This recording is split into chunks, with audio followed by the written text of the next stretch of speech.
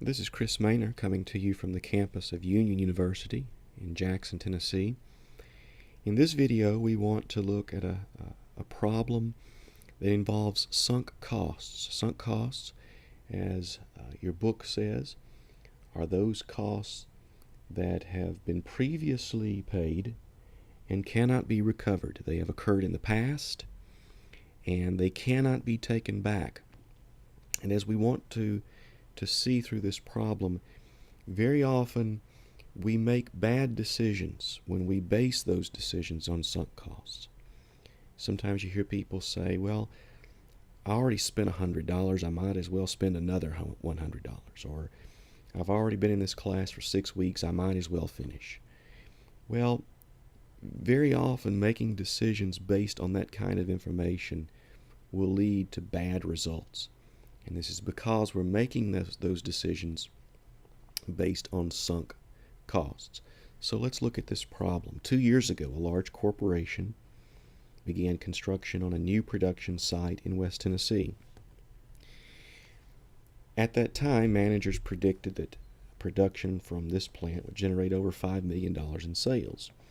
Now, however, a more conservative and realistic estimate suggests that the new plant will only generate an additional $3 million in sales. And you might recall that another word for additional is marginal. Marginal. So I'll squeeze that in there. Marginal sales or marginal revenue of $3 million. Over the past 2 years, the corporation has spent $4 million on construction of the plant. Another $2 million is needed to complete the facility. What should the corporation's managers do? Should they scrap the project or move forward? And explain your answer. Well, you might look at this and say, gosh, they should just scrap the project. There's no way they're going to earn a profit. There's only $3 million in sales.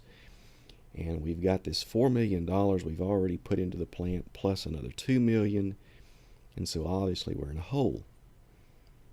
But that $4 million that the corporation has spent is a sunk cost. Whether we move forward or scrap the project, we can't get that back. And so we want to make a good economic decision. We want to make a decision at the margin. We do that, once again, by comparing the marginal benefit versus the marginal cost. The marginal benefit of moving forward with this project is the additional $3 million in sales. The marginal cost, the additional costs required to finish the facility, is $2 million. And so marginal benefit greater than marginal cost. What should the corporation's managers do? They should move forward. Now again, this may not seem logical at first. In this case, the goal of the firm is not really maximizing its profits, but minimizing its losses. And they do that by continuing the facility, by continuing the project.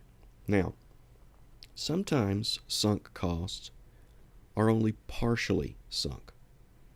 For example, that $4 million that the corporation has spent, maybe $2 million of it could be recovered. Maybe the existing facility could be scrapped and $2 million could be recovered. If that's the case, then the problem changes a little bit. The marginal benefit would still be $3 million.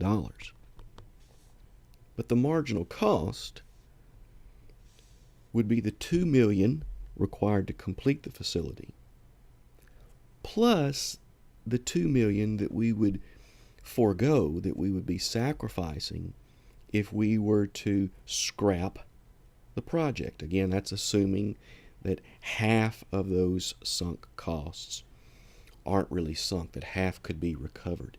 In that case, the marginal cost would be $4 million. The $2 million additional required to complete the project, plus the $2 million that could be recovered were the project scrapped. In that case, marginal cost is greater and we would be better off to just scrap the project.